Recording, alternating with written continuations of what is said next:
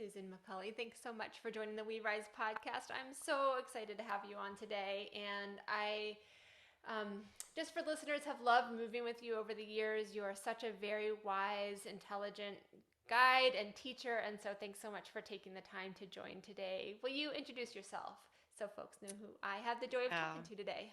yeah, thank you. It's a delight to be here with you. And um, I am a mindful movement teacher, and I've been teaching in the Charlottesville area for more than 20 years. And my passion really is about helping people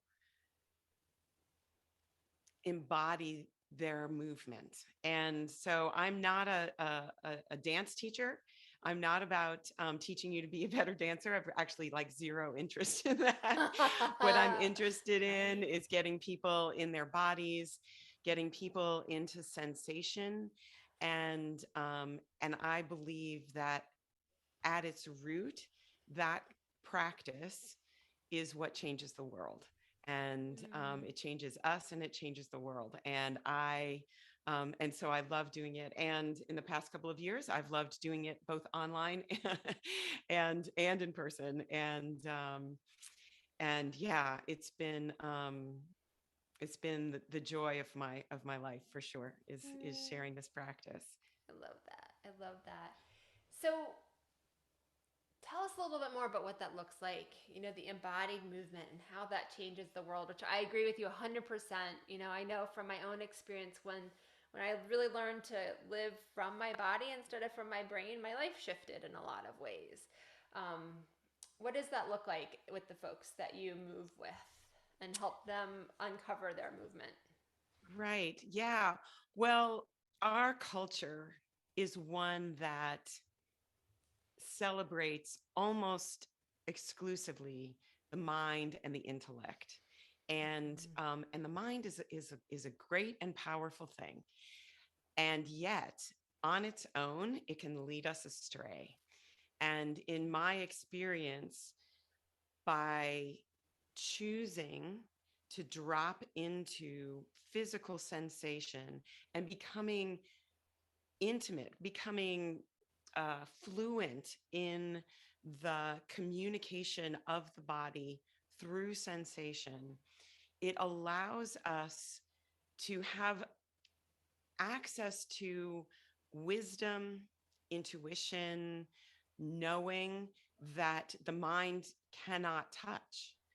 And so what I have experienced in my own life and I've observed in thousands of people that I've worked with is that as we become more connected to sensation, we start to become more discerning and we start to notice the difference, for example, between pain and discomfort or pain and awkwardness. And Yes. we can become very tolerant of being awkward and draw boundaries around pain, right? Mm. So if I think about this from the physical body, this is really important, right? Is like if I'm moving up and down into my legs and I have a sharp pain in my knee, well, that means I need to make an adjustment. I need to say, I need to do something differently. But if it just feels kind of weird because I don't do this movement before, well, this is an opportunity for learning, for growing, and for expanding what I am willing to hang out with. And to me, this translates so beautifully into our lives, right? It's Yeah. like if I'm in relationship or if I'm in community and there is pain, there has been a boundary crossed, then I can say, no, like that's not okay. Mm-hmm. But if it's awkward, somebody calls me on language that I used, or I caused some harm in some way, and that feels really uncomfortable, I can feel the possibility of learning there and Mm. being willing to hang out with that awkwardness instead of running from it and saying, oh, this doesn't feel good and I'm out. Right. Yeah. So that's just an example of the kind of allyship that we can develop with our bodies that translates far beyond a physical practice. And so I am a big fan of experimenting in that awkward place of what does it feel like to push the edges of what you usually do.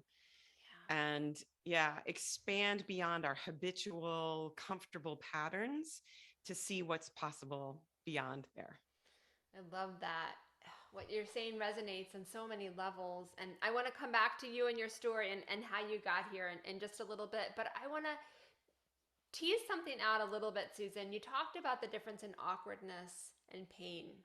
And I've recently gone through an experience of something in my life that was painful, but where I had really like my protective self up, my defensive self up to keep me safe. But it wasn't really a dangerous situation. It was my perceived sense of safety and my perceived my desire to control the situation. And it's been a painful process to realize that, but it's been such a gift. I've realized in retrospect in the last month. And I really had to sit with, yes, the awkwardness, and yes, the uncertainty and the squirmy feeling in my body, but even to really feel the pain, to really know what was really, really important to me. And so I've felt this like pain as a teacher, not in a hedonistic way, not like I want the pain, but just like what a gift this has brought. And I'm just curious if you could, what your experience is with pain as it teaches, as it relates to awkwardness, because there's some murky area there, and knowing it's safe to lean in. Yes, it's super nuanced, right? And this is why a practice of embodied awareness is so important. In that we're trained, we're culturalized for no pain, no gain, to override sensations of pain, or to run from them. And my experience is that the more I can approach a painful situation, especially an unfamiliar one, with some curiosity. What's really going on here? What am I really feeling? If I drill down to the actual sensations that are actually happening in this moment, not the story of how I'm going to be limping for the rest of my life, or or how, oh, this has happened before and I know it happened before and I don't want that to happen again, right? Instead, can I be present with what's actually happening right now?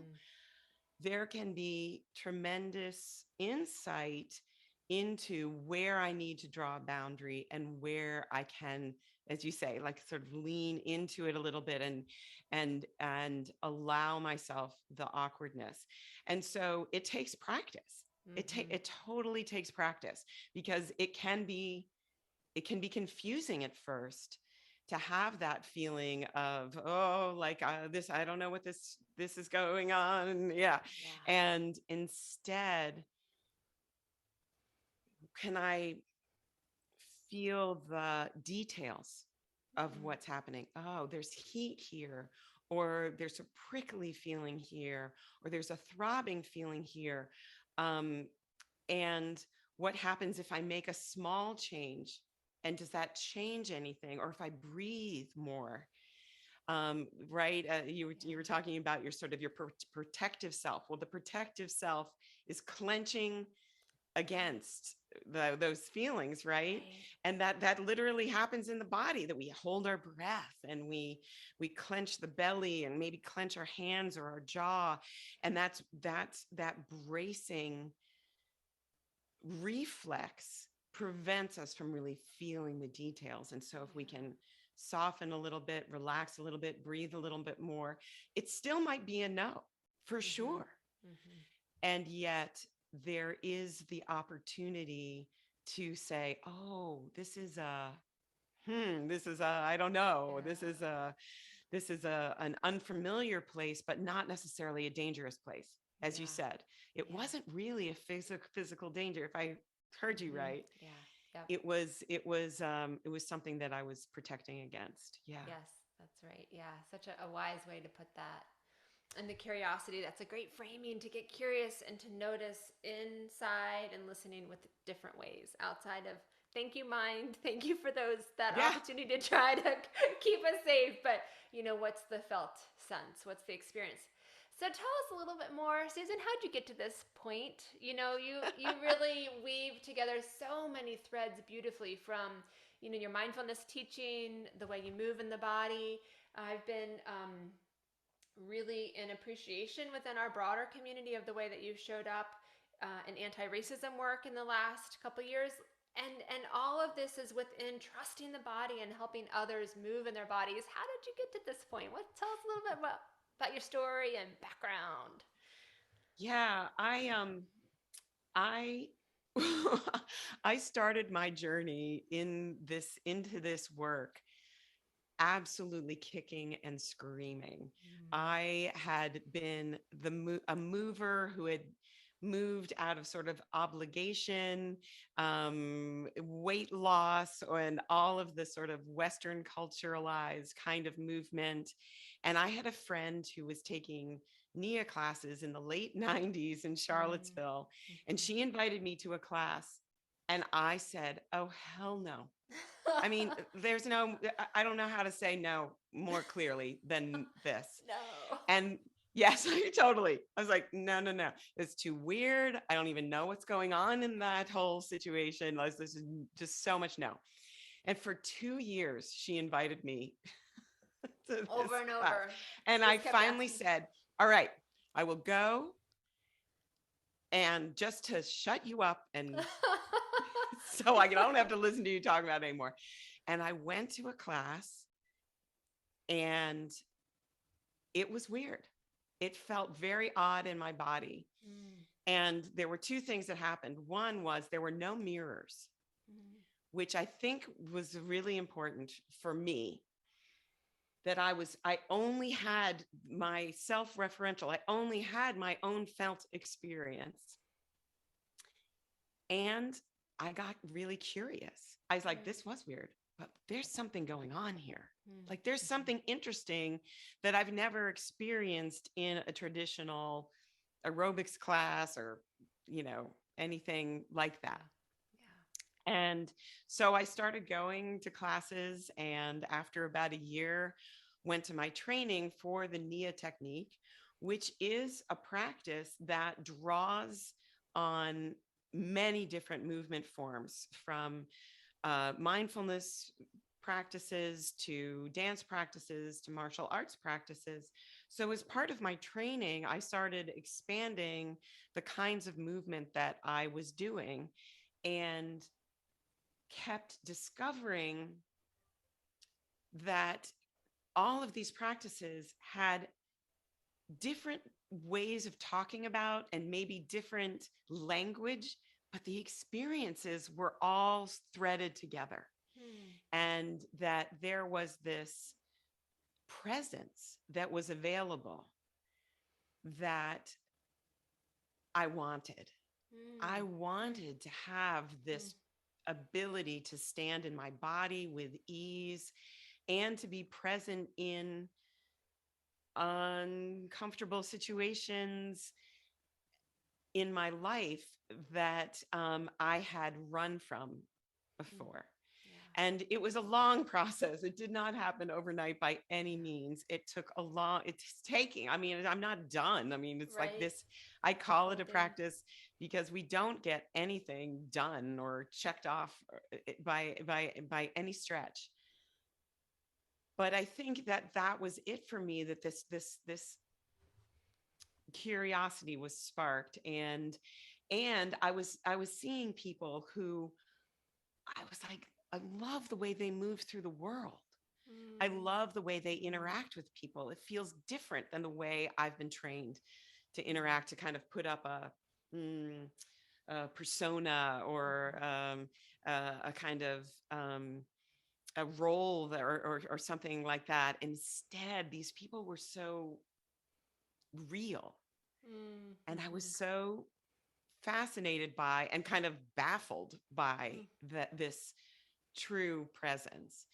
Mm-hmm. And over the years, that's really what a big part of what I have embraced is this: how do we be fully ourselves no matter what's happening around us? And how do we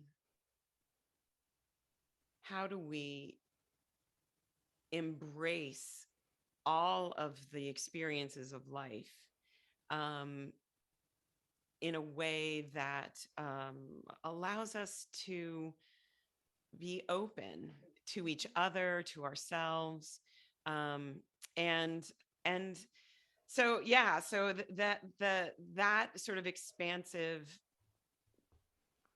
training really led to my own continued exploration into various somatic practices beyond what Nia taught, and and and I think that a big part of what fascinates me is looking at habitual patterns in the body and in the mind, in emotions, in relationship, and how we can explore that with movement, with physical practice, with guidance, and then less guidance, right? It's like, how do I offer something that's new? And now how might you integrate that? Yeah. So Mm-hmm. Mm-hmm. yeah, that's kind of the short version of that. And then over the past few years, my interest in expanding my understanding of marginalized communities' experiences and how my biases are contributing to that, and a willingness to unpack that and be with those uncomfortable situations.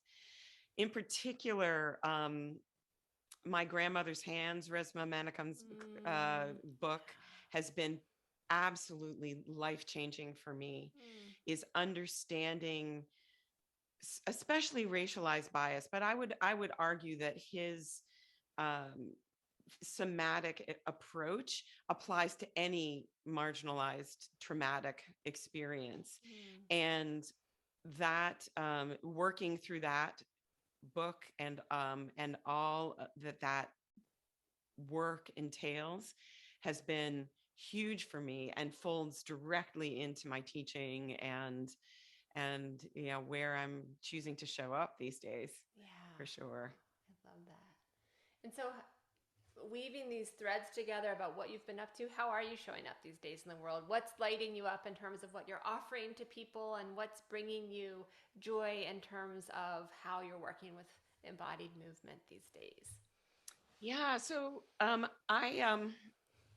in my late 50s. I'm 57, and in the past several years, I've been looking at our culture's approach to aging, and particularly women's aging, and how um, the the cultural norms are tending to either invisibilize women during and past menopause, or to encourage them to put all of their life force energy into fighting this natural process. Huh. Yeah. And sort of like the anti-aging creams and you know things and all of this stuff, like, and I'm like, um that really sounds to me like pushing the river. Yeah. Like, what happens and if we instead embrace this natural process and this powerful process? And what I have just been blown away by is the amazing strength and energy and power in women who are rejecting the narrowed norms of whatever you want. I mean, whether it's beauty or sexuality or power in the world, influence in the world, um, you know, all anything that just watching women step into this time of life in a totally different way. Mm. In Japanese culture, menopause is seen as, they call it the second spring. Hmm. And I get I mean, goosebumps to think right? about that, right? Is that not That's different. amazing? Right? I mean, Yes. think about that. Think about this right now. We're recording this. It's the last day of March, Mm. and things, I mean, think about the energy behind springtime. Growing. And Yeah. this is what I've been watching in my community, and watching people step into brand new territory for themselves, um, open to supporting their communities, their families, the people in their lives in a way that they weren't able to when they were raising children, or Yeah. in the earlier in their lives. This Yeah. rush of power, Mm. and um, and so that has just been a huge joy, with a capital J for sure. Mm. And it is one of the things that started to really wake me up to the ageism, to Mm-hmm. ableism in our culture, and start to notice, just like when when our awareness gets raised, we start to see the things that we just were swimming in, right? It's the water, and suddenly it's like, no, let's not talk about it that way. Yeah. Let's embrace the amazing quality of this time of life, Mm-hmm. and find our way into the power that is inherent Yeah. in it. I love that. So it sounds like not only the awareness, bringing light to it, shining a light on ways that people are approaching it differently, and then saying where it doesn't resonate, the anti aging cream, like, this doesn't make sense at That's right. all. Yeah, it That's doesn't right. make sense. And That's what is right. that? So, two themes I want to draw in. What does that look like in terms of how you work with women over the age of 50? What do you do? And then I also want to hear a little bit about what you see broadly, Susan, around community and creating a sense of belonging, how you've seen people that you work with, grow within themselves. What has that more broader community context looked like around, you've seen people move through a lot of change in their lives, Yeah. probably. I know Yeah. you've moved with Yeah. people for many years sometime. So how do you work with women over 50? And then what are some of the more broader community themes that you've seen Yeah. or experienced? Yeah, I think that you said it well, that there are times where it's about celebrating, um, the the integration that people are discovering, um, in this time of their lives. And sometimes I work with people in a pretty broad range of ages, and so they're very, very often, there may be older participants who are saying, here, I'm gonna pipe in and say, this is what you're experiencing, um, that like maybe sort of youth obsession. She's like, Mm, that's wasted energy. mm, And so allowing, participants to share their own embodied wisdom. There are times that I will definitely call people on things and mm, say, like, I just mm, want you to notice the way you said that, mm-hmm. that making fun of yourself in some way, your physical body. I just want to just pause and not skim over that. Our culture so normalizes, women disrespecting themselves and their Mm, bodies, that that doesn't fly. And mm, yeah. as as spaciously and as lovingly as possible, I I will say, that hurts Mm. when you talk about Yeah. your arms that way, or your body that way, or your wrinkles that way. I think your wrinkles are beautiful, and Mm. they're signs of your fantastically gorgeous, rich life. Mm-hmm. And so what's another way that we could talk about this? Yeah.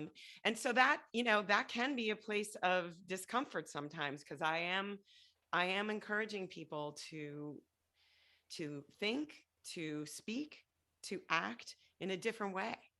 Yeah. And so on a sort of group and community level, Mm-hmm.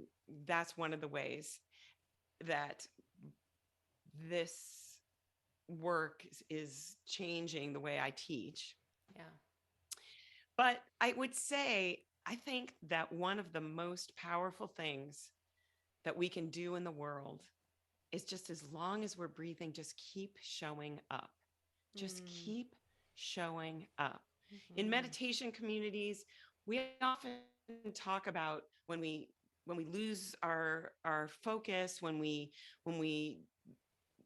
say something or do something that is outside of our intention, that we just begin again. Mm. And what I've observed over decades of teaching is that the power in just continuing to show up, just keep showing up for each other, showing up for the people in our community and outside of our community. And this is where I start over time to see so many powerful connections. People who say, like, yes, I remember when your mom died. I Mm. remember when you were injured and you were practicing from a chair and Mm-hmm. inspiring the whole class by moving in the best way you could, right? Yeah. And so so as we continue to face tremendous challenges personally, in a local, national, global way, what I keep coming back to is the power of continuing to show up just the Mm. best we can, over and over and over. Mm-hmm. Mm-hmm. I love that. I love that. And then it's interesting.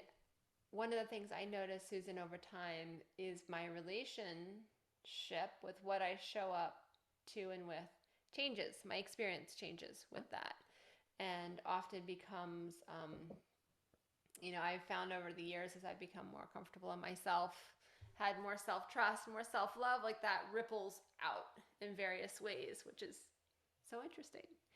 So Yeah. a few minutes ago, you talked about joy with a capital J, which I love that. What else, Susan, brings you joy in your day Yeah. to day or Yeah, bigger joy work? is a big word. And I Mm-hmm. think that sometimes we use joy in a kind of superficial way, and I do not use that word. That's why I said the capital J. Mm-hmm. In that, to me, joy is not necessarily enjoyment. Mm-hmm. It's not necessarily happiness. It is much deeper than that. Joy is the energy of presence with whatever is unfolding, whatever that is. And sometimes that is witnessing something that is extraordinarily beautiful. And sometimes that joy could be realizing that I have messed up in a huge way, Mm-hmm. and there is joy in being present to that, right? Mm-hmm. And that can feel like an odd word to use, to be like in the joy of witnessing pain, or trouble in or suffering in some way. But there is this, am I willing, as Joan Halifax says, to have a strong back and a soft heart.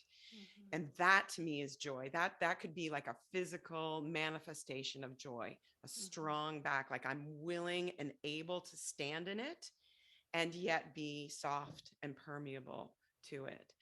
Um, and, lots of things bring me that kind of joy. I just walked out in the rain in the woods in the springtime, just like, it was muddy Yeah. and messy and just fantastic. Uh, you know, really good food. Mhm. And or a conversation that digs into things that really matter. All Mm. of those kinds of things can bring me that big J joy. Yeah. And I love that you asked the question, and I invite us all to kind of redefine what joy is for us, and see if we can expand the lens on it. That it's not just happiness. Happiness is Mhm. so much more uh, superficial and externally driven, right? Mhm. Joy to me is something that I generate Mhm. from the inside. Yeah. Yeah, happiness is something that comes from the outside, but Yeah. joy, that comes from the inside. Yeah. And that means that it's a choice. That means it's a choice. Mhm. I love Yeah. that. Yeah, I so agree. And I love, the word joy I've been playing with for many years. And I do my experience is that happiness is ephemeral. Yeah. Comes and it goes, and what's happening, it's like the spring wildflowers. But that joy is really an upwelling from within the very center of me. And I think I really appreciate how it almost sounds like you're just bringing a sense of gratitude to what is, to the ability to experience what is and to witness what is, whether it's perceived as difficult or perceived as easy, but just the ability to be able to witness and to be present with life gives you an innate sense of joy in Yeah. the presence of life. And that's, Yeah. yeah, Yeah. such a cool I experience. think one of my meditation teachers, one of the kind of phrases that he teaches is, it's like this right now. Mm-hmm. And to me, that's the essence of joy. The joy is, it's like this right now, Yeah. whatever that is, whatever it is. Yeah. And that, again, as we were talking about in regards to movement or physical practices, that takes practice. It takes Yeah. practice to be willing to step into whatever it is. Yeah. Yeah. Yeah. So you just touched on this a little bit, Susan, but I want to draw it out a little bit more. What keeps you moving forward on the days you struggle? One of the things I am so grateful for in being in community is that we are able to remind each other of the practice when we forget, Mm, yes. right?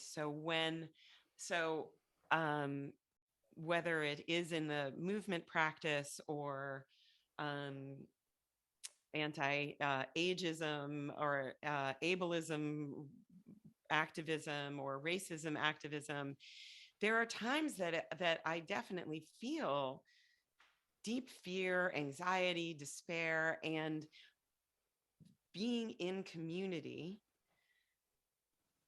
allows each of us to kind of remind each other that that this is part of it. This is part of Yeah. the practice. It's part of the work, and so it's my community. It's the people I practice with, who either directly or indirectly remind me about why and how we are showing up, and that things come together, things fly apart. That is the way it goes, Mm-hmm. um, and each of us has our own cycles of resilience or ability to stand in the difficulty, and there are times where we have to rest and take a break and step back, or um, take a take a deep breath. Mm-hmm. And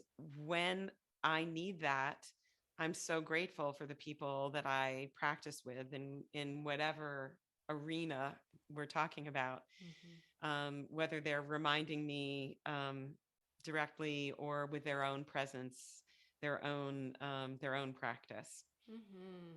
Yeah, that it sounds like not only support but the reminding. It's the awareness and it's the practice both Yeah, together. Yeah, I yeah. love that. I love that.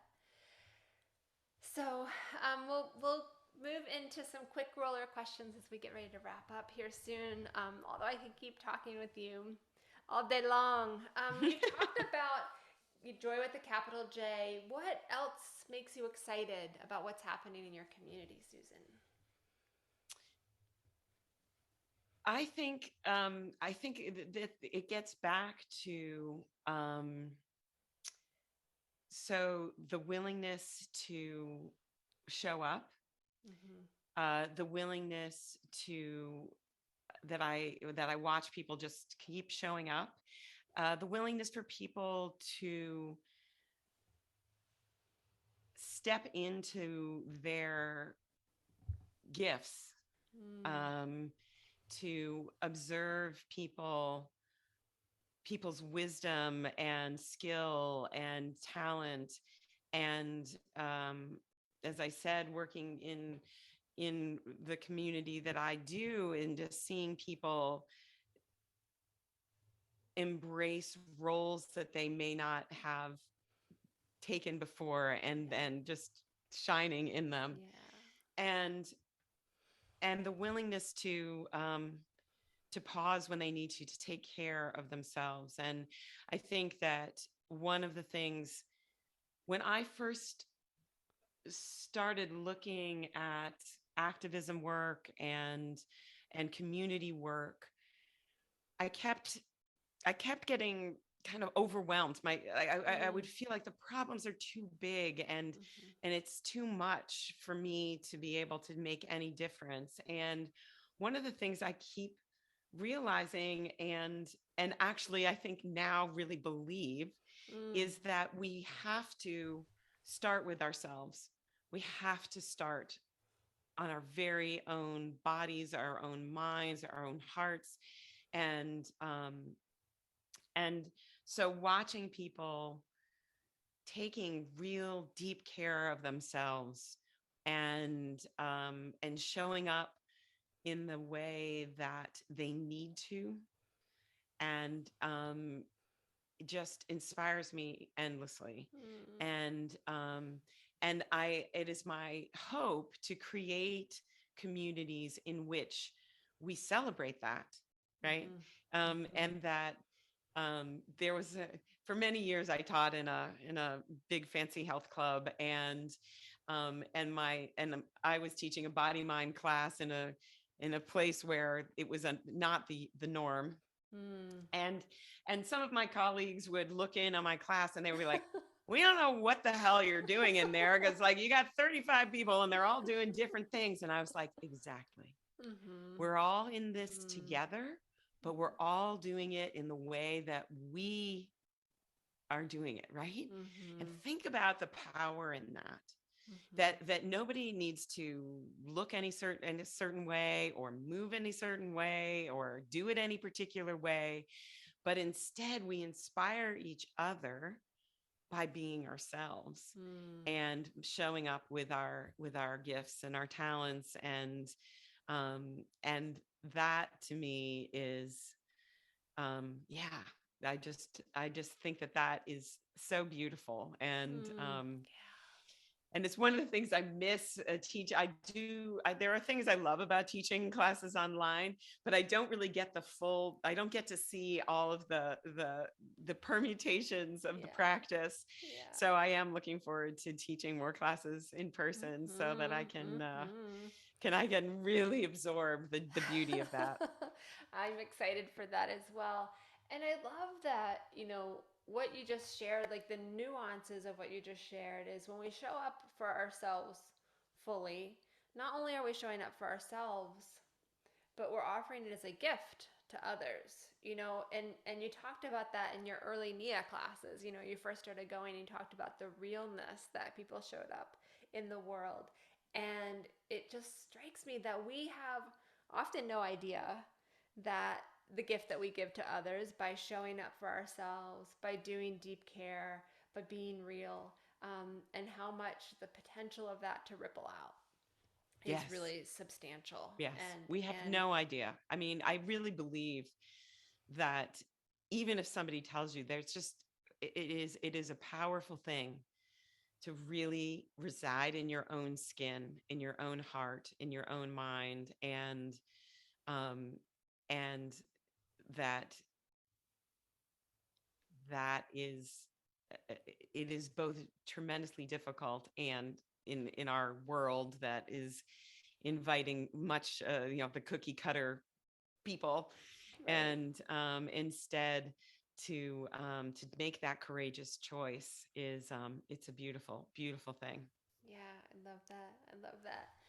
So I want to just offer an opportunity for what lessons learned would you like to share with others at this beautiful, vantage point where you're looking ahead and you're looking back and you're kind of clearing space. If I think about a trail, I was driving home from a conference earlier today.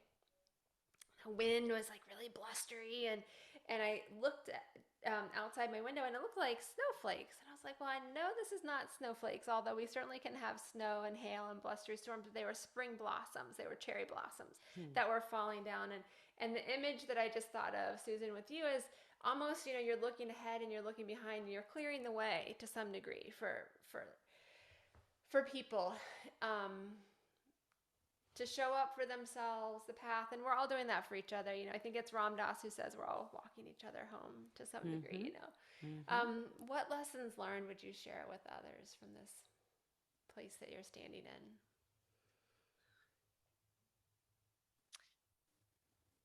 Yeah.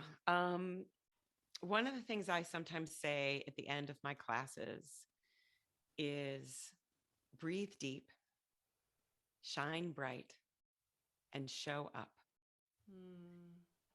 And if I were going to just encapsulate my practice and what I feel like is our opportunity and our responsibility, it's that. It's Hmm. that is to allow ourselves the care that we need to shine out in our own beautiful and imperfect and unique way, and to just keep showing up, keep showing Yeah, up. I love that. And so, yeah, I think that's what I would say. It's Yeah. that I would just say that over and over. And there are times where maybe one of those three is what I need more, and I need to do a lot of breathing deep, Mm-hmm. Mm-hmm. but or a lot of shining out, or a lot of showing up. But at the bottom line, I think that's it. I think that's Mm-hmm. it. Yeah. Yeah. That's awesome. And the flip side, you may say that you've already responded to this, but anything that you want to offer about what wisdom you wish someone had imparted to you 5 or 10 years Hmm. ago? Yeah, I think that, yeah, we talked a little bit about curiosity, and I Mm-hmm. think that is one of the most powerful things that we can access in any realm. Mm. And I think if somebody had really told me that, like, this is going to be the linchpin Mm-hmm. for the work that you want to do in the world, is um and sometimes in meditation circles, it's called kind of beginner's mind. Mm-hmm. This sense of, I wonder what might happen, what would Mm-hmm. happen if, Mm-hmm. or somebody says something that doesn't make sense to me, what, instead of getting defensive, what would happen if I just got curious about that? Mm-hmm. And Mm-hmm. so, yeah, I think maybe it's that, the Yeah. curiosity. Inviting the uh curiosity. Yes, I yeah, love that. yeah. Awesome. Well, I want to just open it up now to any other thoughts or reflections, Susan, you'd like to share, and let us know how we can learn more about you and your work.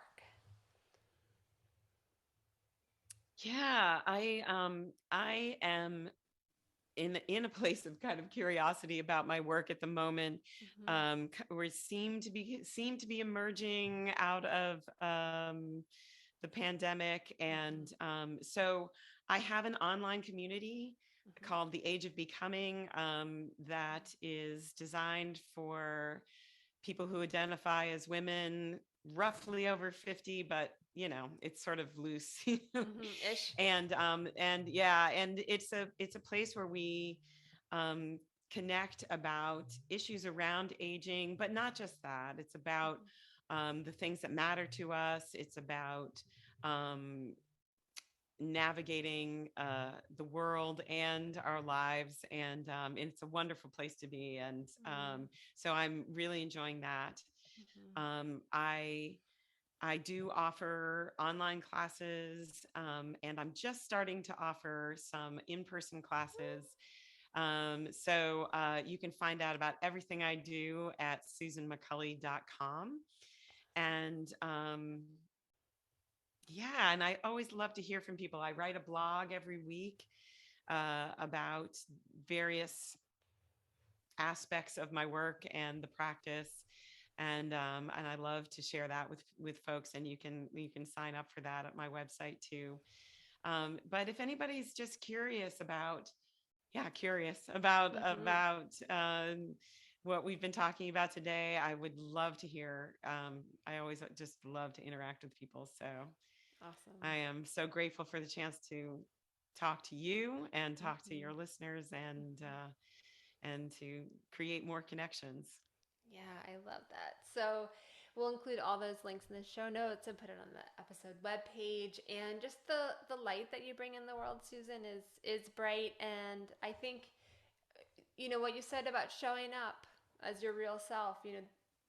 I think you embody that beautifully. And when I think of you, I just think of you often by the river, but just standing in that, without expectation, but also strongly. So, Susan, anything else you'd like to let people know about today before we get ready to wrap up? Well, one of the other places that I love teaching is on the Insight Timer app, which is a Mm-hmm. absolutely fantastic, rich, robust meditation app. And there I offer a whole bunch of free mindfulness, body centered, sensation centered practices. And I've just launched a 30 lesson balance course, which I am so excited about and Mm-hmm. so proud of, that really takes much of my teaching and learning practice and integrates it into this whole course. And so people can look for me there. And if you're not familiar with Insight Timer, it's worth exploring. It is a dynamite place Yeah. to get tons of support of all different kinds. So I recommend it highly in general. And I hope you Yeah. can connect with me there too. Absolutely. And just to put a plug for that, it is an app and you can join for free. You can join the paid version, but you can hear Susan's beautiful teachings on it, and leave a rating, leave a review, because it helps other people find Susan, and it's just such a delightful resource for short meditation practices if you want to sit on your own or do a deep dive in learning. So it's such a great resource. And I love finding you on there. It's awesome. So, yeah.